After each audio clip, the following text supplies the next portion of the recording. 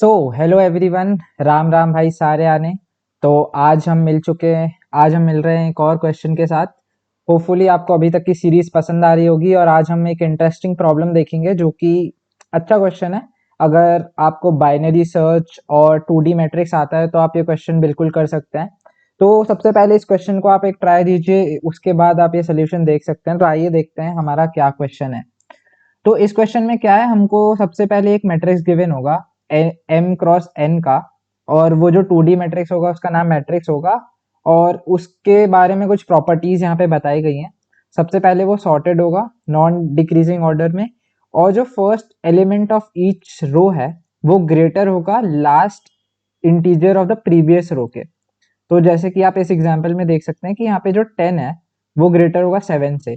तो लाइक ये इस तरीके से सॉर्टेड है कि 1 3 5 7, उसके बाद 10 11 16 20, और फिर हमारा 23 30 34 60। तो इस तरीके से हमारा सॉर्टेड है। और आपको एक टारगेट दिया होगा जो कि आपको बताना है कि अगर ये टारगेट जो एलिमेंट है ये प्रेजेंट है मैट्रिक्स में तो आपको ट्रू रिटर्न करना है, नहीं तो आपको फॉल्स रिटर्न करना है। तो ये क्वेश्चन है, आप फास्ट फास्ट इसको ट्राई करिए, और अगर आपको फिर सोल्यूशन में कुछ दिक्कत आती है तो आप ये वीडियो देख सकते हैं। तो स्टार्ट करते हैं। तो सबसे बड़ी चीज है जो यहाँ पे हमको सर्च करना है 2D मैट्रिक्स में। बट लाइक इसका ब्रूट फोर्स सोल्यूशन तो सिंपल है, पूरा 2D मैट्रिक्स में आप इटरेट करिए और पता कर लीजिए, जैसे ही आपको वो एलिमेंट मिले तो आप उसको रिटर्न कर दीजिए। तो ये सिंपल दो फॉर लूप से हमारा हो जाएगा, रोज और कॉलम्स में जैसे हम सिंपल 2D मैट्रिक्स में इटरेट करते हैं उस तरीके से हम कर सकते हैं। तो ये ब्रूट फोर्स अप्रोच है, इसकी कॉम्प्लेक्सिटी n इंटू एम होगी। बट हम देखना वाले हैं थोड़ा ऑप्टिमाइज्ड अप्रोच, क्योंकि हमें ये चीज का यूज करना है कि ये सॉर्टेड है, और दूसरी चीज ये रो वाइज सॉर्टेड है, कि यहाँ से यहाँ तक तो सॉर्टेड है ही, बट उसके बाद 7 के बाद डायरेक्टली 10 भी सॉर्टेड है। ठीक है। तो ये हम यहाँ पे देखते हैं। तो यहाँ पे देखिए, ये मैंने इनपुट यहाँ पे लेके रखा है, ये हमारा मैट्रिक्स है। ठीक है। उसके बाद अगर इस 2D मैट्रिक्स को मैं एक 1D एरे में चेंज कर दूं, तो ये हमारा एक 2D एरे हो गया। इसको अगर मैं 1D एरे में चेंज करूं तो क्या इंडेक्सिंग होगी वो हम देख लेते हैं। क्योंकि हमें पता है कि 1D एरे में अगर मुझे कोई एलिमेंट को पता करना है और वो सॉर्टेड 1D एरे है तो हम सिंपल बाइनरी सर्च यूज कर सकते हैं।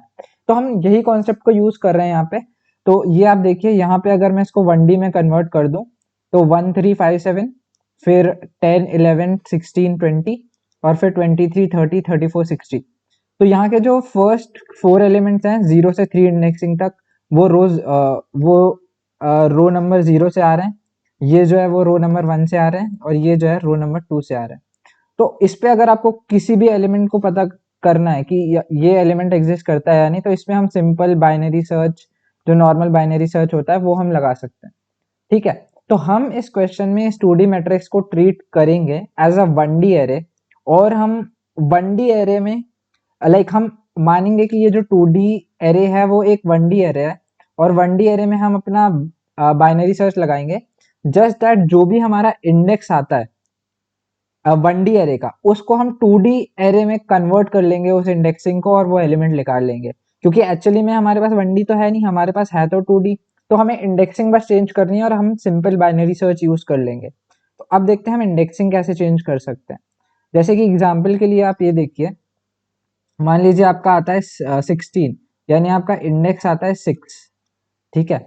तो यहाँ पे इंडेक्सिंग देख लीजिए, 0 से स्टार्ट होके 11 तक जा रही है। 11 क्यों? क्योंकि हमारे पास total n into M elements हैं। तो जो लास्ट इंडेक्स होगा वो n into M minus one होगा। ठीक है, n into M minus one. यहाँ पे ये देखिएगा कि जो m है वो नंबर ऑफ रोज है, और n है जो नंबर ऑफ कॉलम्स है। ठीक है। तो ये क्वेश्चन के अकॉर्डिंगली है। तो चलिए हम देखते हैं 6 को।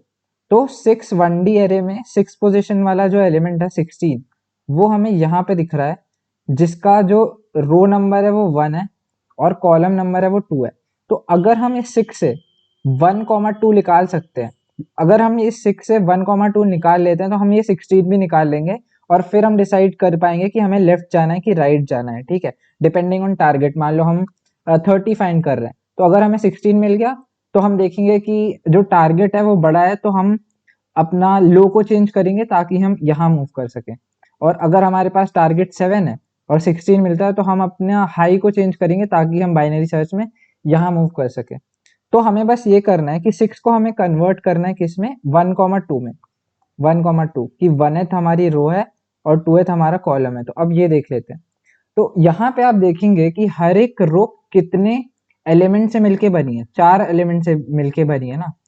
तो अगर मुझे पता करना है कि वो किस रो नंबर में है, तो आप ये पता कर लो कि कितने मल्टीपल्स ऑफ 4 अभी तक खत्म हो चुके हैं।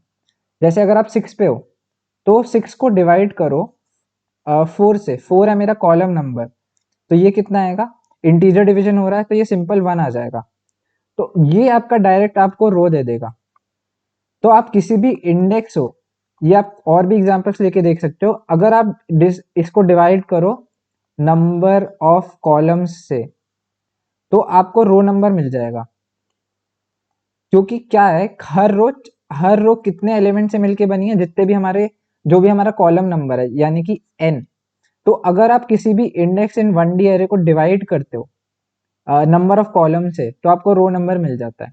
जैसे अगर आप यहाँ 0 को डिवाइड करो 4 से 0 मिलेगा, 1 को डिवाइड करो 0 मिलेगा, 2 को डिवाइड करो 4 से 0 मिलेगा, 3 को डिवाइड करो 0 मिलेगा, 4 को डिवाइड करो 4 को डिवाइड करोगे तो आपको 1 मिलेगा, 4/5 को 1 1 1, यहाँ इसको देखोगे 2 2 2 2। तो देखो आपको सिंपल सिंपल रो नंबर मिल रहा है। ठीक है, तो सिर्फ डिवाइड करना है हमें नंबर ऑफ कॉलम से तो हमको रो नंबर मिल जाएगा। तो हमको ये 1 मिल गया यहाँ से। अब अगर आपको पता करना है किस कॉलम में है तो देखिए कैसे होगा।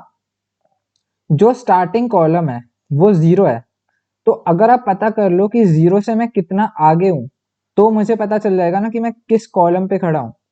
यानी कि जैसे इस पे देखिए, ये आपको पता चलेगा रिमाइंडर लेके। तो मैं इसको अलग उससे लिखता हूँ।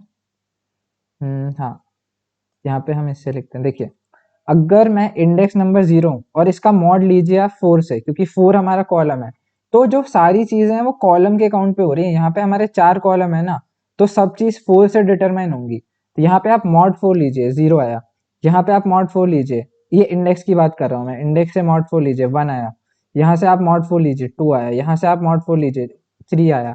तो इसका देख लीजिए 0 1 3, ये ये इसके लिए 0 आया, इसके लिए 1 आया, इसके लिए 2 आया, इसके लिए 3 आया। फिर इसके लिए फिर देखिए, यहाँ पे 4 था ना, मॉड लीजिए आप 4 से तो फिर से 0 आया, फिर मॉड लीजिए 1 आया, 2 आया, 3 आया। इसका भी देखेंगे 0 1 2 3। तो जो मॉड विथ 4 ले रहे हैं, अगर आप इंडेक्स का मॉड लेंगे किससे, नंबर ऑफ कॉलम से, तो आपको सीधे वो दे देगा किस कॉलम में हो आप अभी।